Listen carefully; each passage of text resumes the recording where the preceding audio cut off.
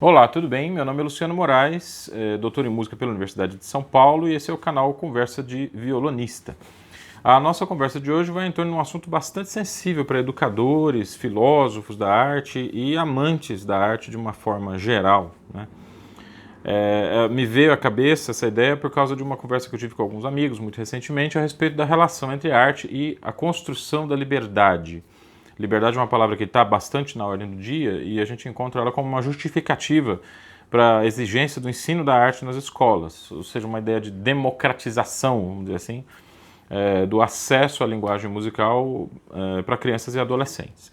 É um tema que me é muito caro, tá? Eu trabalho muito com educação, eu sou um entusiasta fervoroso da ideia de que o ensino da música é um direito, né? Eu concordo muito com Simon Rattle nesse sentido, que o ex-regente da Filarmônica de Berlim, atual regente da Filarmônica de Londres, né?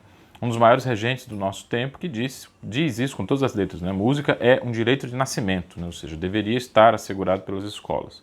Mas os argumentos que levam a essa opinião variam muito e alguns são mais interessantes, mais eficientes do que outros. Os menos eficientes, ao meu ver, são justamente aqueles argumentos mecanicistas, que procuram convencer pais desesperados pela posição em que seus filhos vão ocupar no mercado de trabalho, né? Essa linha de argumentação procura convencer esses pais de que a música é uma atividade que ajuda a desenvolver outras. As pessoas que estudam instrumentos musicais, sabem ler partitura, têm um domínio da linguagem musical, teriam mais facilidade com as atividades racionais, o lado esquerdo do cérebro. Ou seja, para o seu filho ter mais facilidade de aprender matemática, você teria que colocar ele numa aula de piano. Eu acho que para que a criança tenha mais facilidade para aprender matemática, você tem que colocar ela numa aula de matemática. Se você colocar ela numa aula de piano, ela vai ter mais facilidade para aprender piano. E tanto uma quanto outra atividade é fundamental para assegurar o desenvolvimento do cérebro dessa pessoa por inteiro. Ou seja, da mesma maneira como na nutrição, talvez, aí eu não sei se eu estou criticando o argumento biologicista, dando outro argumento biologicista, né? Mas a metáfora aqui nesse caso não é uma transposição direta, né? Eu estou usando como metáfora. A gente precisa de vários nutrientes diferentes, né, para que o corpo funcione de maneira estável. Com a cabeça da gente, com a mente, que quiser, com o cérebro é mais ou menos a mesma coisa. Uma formação integral pressupõe uma atividade física, pressupõe uma atividade intelectual, pressupõe atividades mais racionais, pressupõe também atividades emocionais que coloquem a questão do diálogo e da interação humana na ordem do dia, né? E também a formação musical, porque a música é a linguagem do cérebro e ela abre uma série de possibilidades para que o ser humano exerça o seu ser no mundo, vamos dizer assim, né? Hoje a gente vai focar, né, na questão de como que o ensino musical pode contribuir com a questão de exercer a liberdade. Antes disso, obviamente, a gente precisa investigar, como a gente sempre faz aqui no canal, algumas bases do sentido do que nós estamos querendo dizer. A palavra liberdade, ela está talvez a presença mais marcante dela, né, seja na bandeira da Revolução Francesa, né, seja bandeira no sentido de pauta, né. A reivindicação dos revolucionários, me parece que essa frase surge mais ou menos na mesma década de 1790 em alguns jornais, mas também num discurso bem famoso do Robespierre, que foi um dos artífices da primeira Revolução Francesa, sempre relacionado a outros dois conceitos. A liberdade aparece ao lado da igualdade e da fraternidade. Liberdade, igualdade e fraternidade. É conveniente a um determinado tipo de discurso, a uma determinada linha de raciocínio, colocar a liberdade como um valor absoluto, né? Recentemente nós vimos pessoas cometendo a insanidade de colocar a liberdade como um valor acima da vida, né? É muito curioso isso, porque se você não está vivo, você não tem como exercer sua liberdade. Eu acho isso uma coisa bem óbvia, não deveria ser necessário dizer isso, mas enfim, tem acontecido coisas no Brasil que nos espantam até mais do que isso, então tudo bem a gente rediscutir essa obviedade de que a pessoa precisa estar viva para exercer a sua liberdade. Mas para esse tipo de discurso específico, a liberdade ela aparece como uma espécie de oposição a outro conceito da Revolução Francesa, que é o da igualdade. Em tese, para que uma sociedade seja livre, ela tem que aceitar níveis de desigualdade. A tese seria essa. Como as pessoas são diferentes em possibilidades, interesses, aspirações, então a gente precisa respeitar a desigualdade geral, né, resultado dessa busca individual das pessoas pelos seus campos de interesse, né? Dito de maneira um pouco mais clara, né? Os seres humanos têm possibilidades e recursos diferentes. Se a gente der a eles a liberdade de ir atrás desses recursos, dessas condições, alguns vão se destacar mais do que outros e essa igualdade absoluta vai desaparecer ou vai se minimizar bastante. Essa tese é profundamente falaciosa, ela é resultado de um erro semântico, sabe, de uma falta de inteligência no sentido de observar a que se refere essa liberdade e a que se refere essa igualdade.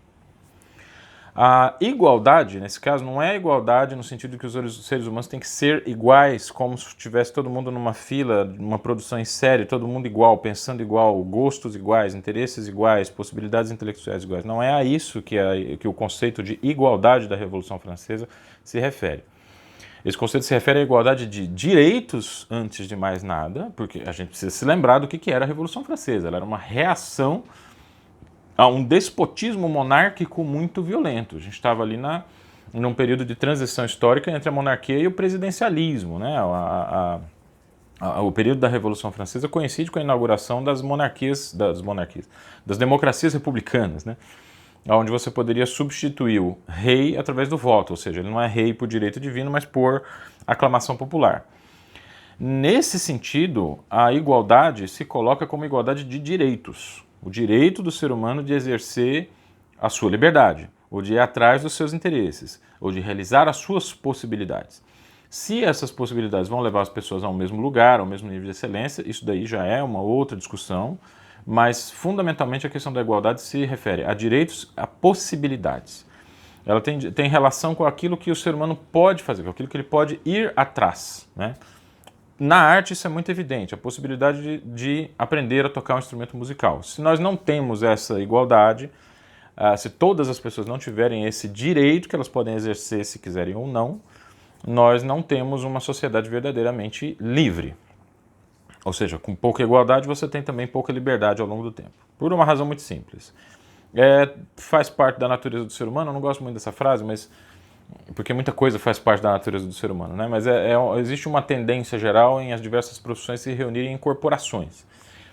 Isso é muito positivo, né? Por um lado, porque a gente se fortalece. Mas por outro, essas corporações podem criar barreiras de ingresso de novos indivíduos. Um caso interessante é o caso da Ordem dos Advogados do Brasil, né? Que sempre que começa a ter muito advogado disponível no mercado, o preço da advocacia cai e aí a OAB dificulta um pouco mais a sua prova de admissão, a prova de concessão da carteirinha, né, da OAB, sem a qual o advogado não pode exercer sua profissão. A dificuldade dessa prova varia ano após ano para fazer uma espécie de controle de mercado, de reserva de mercado. É evidente que existe aqui um cerceamento da liberdade, porque o que faz com que a prova seja mais difícil ou mais fácil é o valor do serviço, não necessariamente as condições, as possibilidades, a competência de cada advogado, né? Até porque isso é muito difícil avaliar numa prova. Então, assim, essa liberdade excessiva pode fazer com que ao longo do tempo a gente se reúna em algumas corporações, se feche nessas corporações e essa liberdade passa a ser a liberdade de alguns, em detrimento da liberdade de outros. É por isso que o princípio da igualdade precisa operar em conjunto com o princípio da liberdade. São complementares, eu disse, o princípio da liberdade precisa operar em conjunto ao princípio da igualdade. Eles são complementares, não são opostos. Não existe uma relação de oposição. Quanto mais uma sociedade é igual, menos livre ela é. É exatamente o contrário. Quanto mais igual em possibilidades e direitos, mais fácil é cada um dos indivíduos exercerem a liberdade, tá?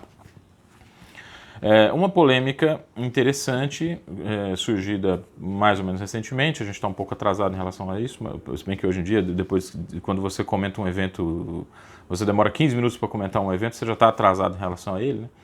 Mas há um caso bastante interessante que ilustra esse problema da liberdade, já no contexto da produção do artista, e também como essa liberdade do artista não pode ser exercida sem que o público também usufrua da liberdade de aprender arte, de aprender as linguagens artísticas e aprender a exercer o seu raciocínio em torno da interpretação de obras de arte. Quer dizer, aqui é um caso bastante interessante, né?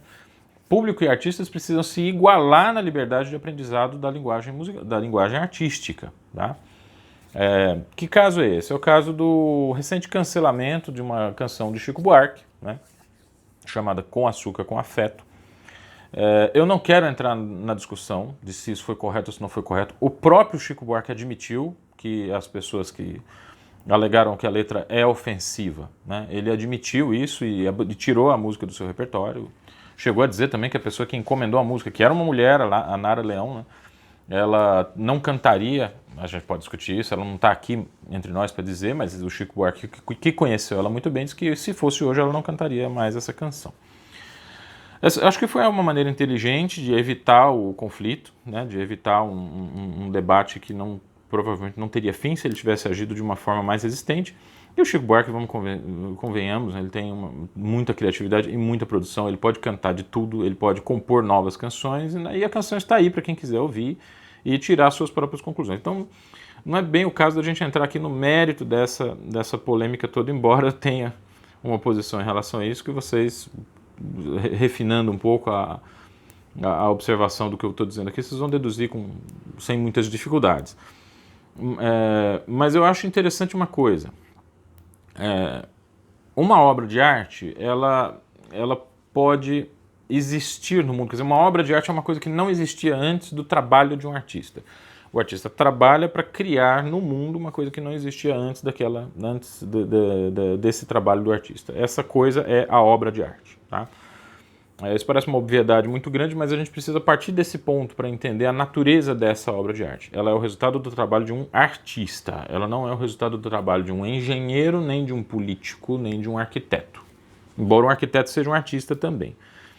Mas no sentido de que existe uma construção sólida, concreta, que tem uma dimensão simbólica muito grande. No caso das obras de arte imateriais, que são especificamente músicas, poemas, canções, textos, a dimensão simbólica se torna muito mais poderosa, porque um livro não existe até alguém abrir, ler e começar a comentar. Uma música não existe se alguém não canta essa música, ou não toca essa música. No caso da arte, assim, quanto mais abstrata vai ficando a arte, mais contundente, mais evidente, né, mais forte vai ficando esse caráter de símbolo. O exemplo mais radical, sem dúvida nenhuma, é a música. Porque a música, de fato, assim, o que um violonista toca numa sala de concertos? No sentido de tocar, essa palavra é muito enganosa, por um lado, né? Porque a gente não encosta em um objeto concreto. Claro, a gente está encostando nos nossos instrumentos musicais, mas o que interessa para a obra de arte é o som. E o som é a arte em movimento, ou seja, é a arte mais imaterial que existe. É a arte onde a dimensão simbólica aparece quase em estado puro, né? Não gosto muito dessa palavra, mas também não gosto. Estou usando um monte de palavra que eu não gosto nesse vídeo. Mas ela aparece em um estado, vamos dizer, depurado de uma série de problemas, uma série de interposições concretas, né, que ajudam a gente a ter contato com o que significa a dimensão simbólica de modo radical. Né? A dimensão simbólica de modo radical é também uma dimensão onde a gente tem muita liberdade para discutir determinados assuntos. Alguns desses assuntos tocam exatamente na questão da representação. Seria interessante a gente fazer um discurso da canção Com Açúcar, com Afeto, do Chico Buarque, para verificar se está ali a recomendação de uma norma. Eu estou partindo do pressuposto que vocês conhecem a canção. Se não, dá um pause, procura ouvir a canção, ou lê o poema e volta aqui rapidinho para discutir isso. Trata-se ali de uma... O autor, o eu lírico da canção, né, que é a mulher oprimida por uma sociedade machista e numa relação onde o homem se sente no direito de fazer tudo e a mulher não tem direito de fazer nada, a não ser acolher em silêncio, calada, quer dizer, ela não tem saída.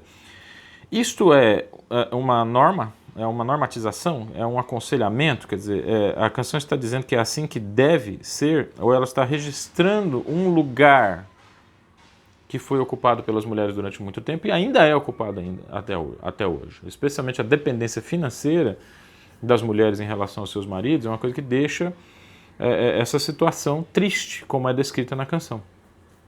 Se a gente fizer uma análise puramente musical da melodia, a gente encontra elementos de lamento muito grande. Quer dizer, não está sendo feita nenhuma celebração da figura da mulher oprimida. Ela não está sendo enaltecida. Não está sendo feito um elogio da condição da mulher oprimida, está sendo feita simplesmente uma descrição.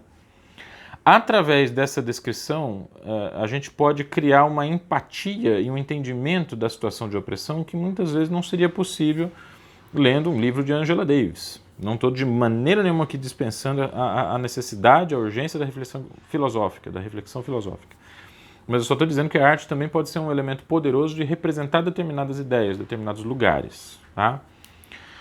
Lugar de fala: eu sou homem, beneficiário da cultura machista, portanto, e é daqui que eu estou falando, né? desse lugar que eu estou me referindo a essa questão. Não tenho interesse nenhum de entrar nessa polêmica se a canção deveria ter sido cancelada ou não. O próprio, como eu falei já, o próprio Chico Buarque tirou essa música do seu repertório. Mas eu acho que em relação a esse caso e em relação a outros casos, a gente poderia talvez discutir o problema da representação em obra de arte. Até que ponto que a representação em obra de arte pode gerar discussões em torno de um determinado tema. Eu me lembro, quando eu escutei essa canção da primeira vez, eu me senti muito condoído com a situação da mulher que fala, a partir da sua situação de opressão. É claro que a questão do machismo já tinha sido colocado para mim de várias outras maneiras, mas foi em relação a essa obra de arte que eu comecei a me inteirar da situação e olhar para aquilo de uma maneira interessante. Você ouve a canção e fala, puxa, mas que coisa injusta, né? Que cara mala, esse marido dessa mulher, por que ela não larga esse sujeito? O bicho inútil pra caramba, fica em casa, não dá atenção pra esposa, não volta pra casa quando é combinado, volta bêbado, não gasta nenhuma energia afetiva, nenhuma energia com a sua companheira, né? Tá o tempo inteiro afastado dela, e ela ali cuidando, fazendo coisas que não são absolutamente obrigação dela, né? Pra ter um pouco de cuidado, pra ter um pouco de afeto, pra ter uma companhia, né? Nem sempre a canção fornece para a gente normas do que o mundo deve ser. Às vezes a música e as artes simplesmente mostram como o mundo é. E o território de transformação desse mundo é na política e na cidadania. Não é exatamente assim. Você não vai mudar o mundo fazendo uma canção ensinando as pessoas como que elas devem ser. Muito menos você vai mudar o mundo interditando debates a respeito do que as obras de arte são. Tá? Mas para isso, e a gente volta ao tema do vídeo, é preciso que tanto a plateia quanto os artistas estejam em condições de igualdade de compreensão do material artístico. Ou seja, é preciso que todos tenham uma educação artística ampla e profunda. Talvez haja um pouco de exagero nisso que eu vou dizer agora, mas assim, a plateia precisa saber, tanto quanto o compositor ou o artista, a respeito daquela obra de arte. Aí você quer nivelar todo mundo? Então, igualar todo mundo? Voltamos ao começo da discussão. Igualdade de oportunidades de compreensão. Isso não significa a igualdade em capacidades. É lógico que o artista foi capaz de produzir aquela obra de arte específica. Tá? Que é uma coisa que a maioria da plateia não tem. Aliás, vocês concordam comigo que às vezes a gente busca um concerto ou um show, ou uma exposição, justamente para ver obras que nós não somos capazes de fazer. Se a gente vê alguém tocando violão de um jeito que a gente também consegue, fica uma coisa meio perdida, né? Normalmente, se a gente entende que um artista que tem a oportunidade de subir no palco tem que conseguir fazer coisas que a maioria das pessoas que teve formação musical não consegue fazer. Mas a capacidade de entendimento, a capacidade de avaliação dessa obra de arte tem que ser igual para todos, ou senão a gente perde a capacidade de debater. Se a gente perde essa igualdade, nós perdemos a liberdade de compreender, para além dos objetos musicais e dos estilos que nos foram impostos, quais são aquelas obras que valem a pena ouvir e quais as que não valem. Eu comentei no vídeo passado a respeito da tirania do gosto, né? Nem sempre o gosto é uma coisa que a gente tem de si, ele é uma coisa que é pré-determinada por estruturas sociais. A gente pode dizer que essas estruturas são necessárias para a difusão de obras artísticas, mas elas nivelam uma certa expectativa estética. Para que a gente fuja disso e seja capaz de reconhecer em gêneros musicais as quais a gente não tem familiaridade a competência do artista, é necessário que a gente tenha uma formação musical, que a gente tenha uma formação artística. Então está aqui defendido o ponto em que a plateia precisa entender daquela arte quase tanto quanto o seu próprio artista. É uma questão de aproximações, né? Eu não sei se eu poderia entender de música tanto quanto Schoenberg, por exemplo. Mas eu não sei quais são os artistas aos quais eu poderia me aproximar, e a plateia também está aberta. Eu conheço muitos ouvintes que entendem de música melhor do que alguns profissionais, né? E eles estão ali julgando, apreciando, incentivando o que merece ser incentivado, pondo um pouco de lado aquilo que eventualmente não tem algo de tanto interesse, não é preciso destruir a reputação das pessoas, mas se trata também da gente se manifestar em torno daquilo que a gente acha interessante, daquilo que a gente ama, né? E esse partilhar da música e da arte como conhecimento é uma das principais bandeiras aqui do canal Conversa de Violonista. Eu convido vocês o tempo todo para ler a respeito das obras, para discutir as obras, para entender as obras. E no caso da obra de música, das obras musicais, né, que é a chamada música absoluta, música pura, a música que não é vocal, que não tem texto, não tem letra, trata-se, tem que ser, não tem outro jeito, né, de aprender a tocar um instrumento musical, de aprender a ler partitura, de cantar num coral, né, exercer a sua liberdade de conhecer as obras de arte, para que a gente aumente o nível de igualdade entre plateias, pessoas da plateia e artistas. Se há essa igualdade de capacidade de compreensão, então a gente trabalha na apreciação artística em um outro nível. E talvez a polêmica envolvendo a canção Com Açúcar com Afeto, do Chico Buarque, talvez se desdobrasse de uma outra maneira, né? Talvez ela soasse para as pessoas que se incomodam com a situação. Eu me incluo, eu me incomodo com essa situação descrita pela canção, né? Mas talvez a gente pudesse entender essa canção como uma espécie de canção denúncia, como uma canção que mostra o sentimento interno da mulher oprimida por uma relação machista aceita pela sociedade. Ela não é um modelo a ser seguido, sabe? O texto da canção, o poema da canção, não está dizendo como que as coisas têm que acontecer. Está dizendo como que as coisas acontecem.